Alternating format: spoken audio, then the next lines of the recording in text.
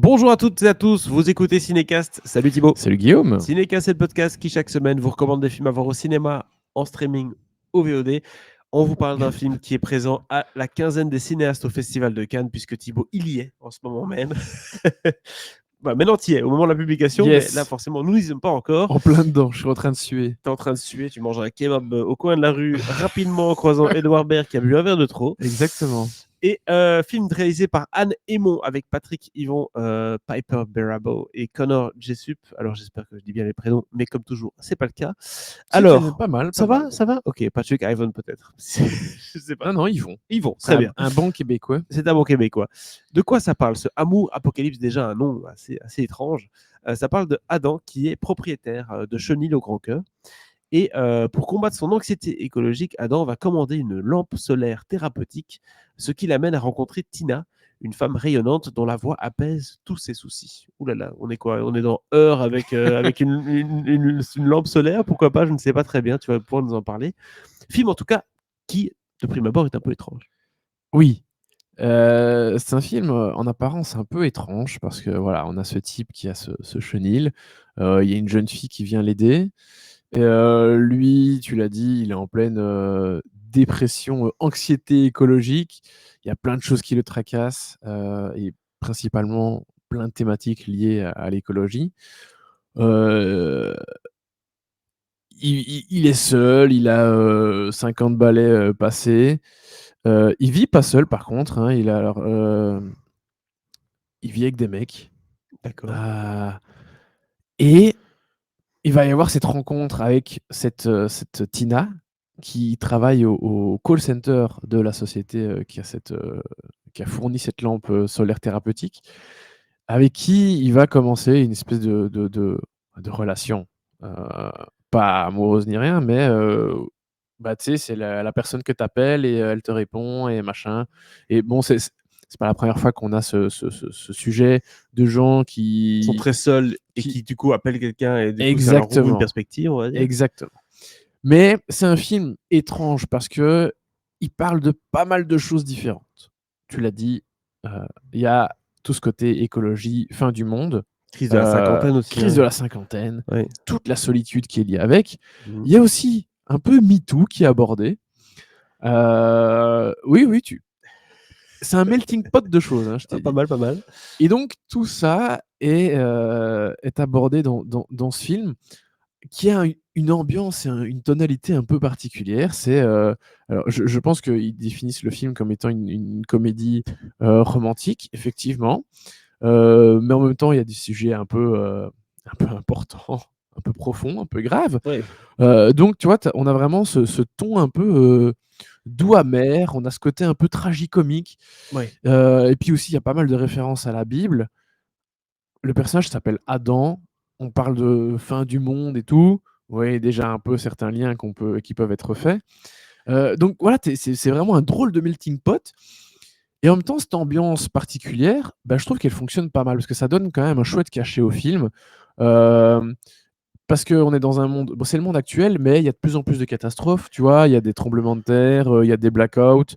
Ouais, c'est quand même actuel. Bah oui, On en vient de voir Espagne, l'Espagne, là, n'est-ce où pas, ils ouais. n'ont pas eu Internet, enfin pas eu d'électricité pendant une journée. Mais donc, oui, pas mal de choses qui se déroulent déjà maintenant, mais un peu poussé plus loin, tu vois, c'est vraiment très fréquent, etc. Donc, ouais, il y a vraiment une drôle d'ambiance. Et en même temps, et ça, c'est peut-être mon point négatif aussi, quelque part, même si c'est pas forcément une mauvaise chose en soi, mais euh, j'ai l'air très confus là quand je parle du film.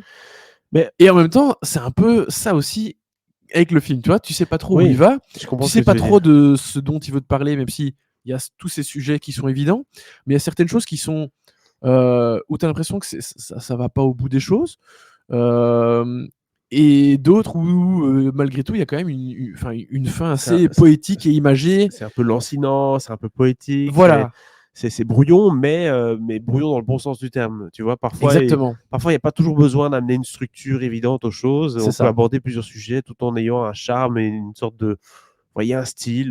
Tu sais pas très bien où t'es, tu sais pas très bien ce que tu regardes, mais tu prends l'information. Alors c'est clair que c'est pas le genre de film qui plaît à tout le monde, hein, Non, évidemment. Mais c'est une proposition qui permet d'aborder plein de sujets différents et de les mettre dans une grosse boîte, quoi. Oui. Parce que forcément, d'habitude, les films, on essaie de faire à chaque fois un grand thème avec peut-être 2-3 thèmes sous-jacents. Ici, j'ai l'impression qu'elle a tout mis dedans, quoi. D'ailleurs, en anglais, le film s'appelle Peak Everything. Oui. Donc, il y a mot everything dedans. Donc, on met tout, quoi. Je vais mettre tous les problèmes de ma vie dans un film. Alors, c'est pas tout non plus, mais oui, il y a beaucoup de choses. Et voilà, c'est un film pour lequel j'ai beaucoup de sympathie, Beaucoup d'amour. qui m'a pas emballé plus que ça non plus. Mais je sais pas, j'ai bien aimé cette proposition assez originale, qui est portée par un super duo, Patrick Yvon et Piper Perabo, qui sont vraiment fantastiques dans le film, je trouve. Ils ont vraiment une super énergie, déjà dans leur personnage individuellement, mais le duo fonctionne très bien aussi. Toujours au téléphone ou il se voit à un moment donné? Bah, je vais pas tout vous raconter non plus. C'est spoilé. Mais en tout cas, la façon dont les choses se déroulent est intéressante, c'est un peu rigolo, c'est un peu touchant, etc. Donc voilà, il y a quand même pas mal d'émotions, il y a pas mal de choses qui se passent. Donc oui, c'est vraiment une chouette proposition. J'aurais aimé aimer le film plus que je l'aime réellement. Ouais. Mais voilà, je trouve que c'est quand même un chouette projet de la part d'Anne Aymon, qui avait réalisé le très très beau Jeune Juliette auparavant, il y a 4, 5, 6 ans, quelque chose comme ça. Ouais. Donc voilà, je trouve que c'est un très joli film québécois. Le Québec fait souvent de très jolis films. Et voilà, ça n'y manque pas ici non plus. Un petit peu perché parfois les films québécois. Comme les musiques québécoises d'ailleurs, si vous écoutez. Oui, c'est vrai. Moi j'écoute beaucoup d'artistes québécois et souvent je rigole quand même. Pas pour l'accent, mais c'est un peu perché. Mais c'est sympa. Joliment perché. Oui, c'est voilà. ça, c'est la poésie du Québec. Dans ce film-ci en tout cas et dans d'autres choses. Donc, quelle note tu donnes à ce film du coup, Thibaut? Écoute, je donne 2. En vrai, j'aurais aimé donner plus parce que j'aurais aimé vraiment tomber amoureux de ce film. Ça n'a pas été le cas non plus. Mais voilà, je trouve que ça n'en reste pas moins une très jolie proposition. Et bon, voilà, il n'y a toujours pas de date de sortie connue, que ce soit en France ou en Belgique. J'espère que le film sera distribué. Et voilà, je fais exprès de ne pas vous parler que de films distribués. Il faut aussi parler de certaines choses qui vont peut-être arriver à un autre moment.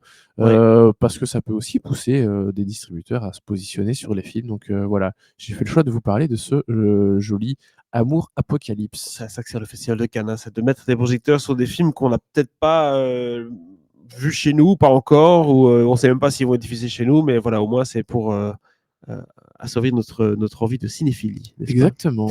Voilà, donc 2 étoiles pour ce film, du coup, Amour, Apocalypse ou Peak Everything. On n'a pas encore de date de sortie, comme vient de le dire Thibaut. N'hésitez pas à nous dire un peu dans les commentaires ce que vous avez pensé de ce film, si vous avez eu la chance de le voir ou si vous avez quelque chose à dire par rapport à cette critique. On se fera le plaisir d'y répondre. Et abonnez-vous au podcast sur la plateforme de votre choix, que ce soit YouTube, Spotify, Podcast, Apple, Deezer. On est partout. À très très bientôt pour d'autres critiques cannoises et j'en passe. Ciao, ciao. Ciao, ciao.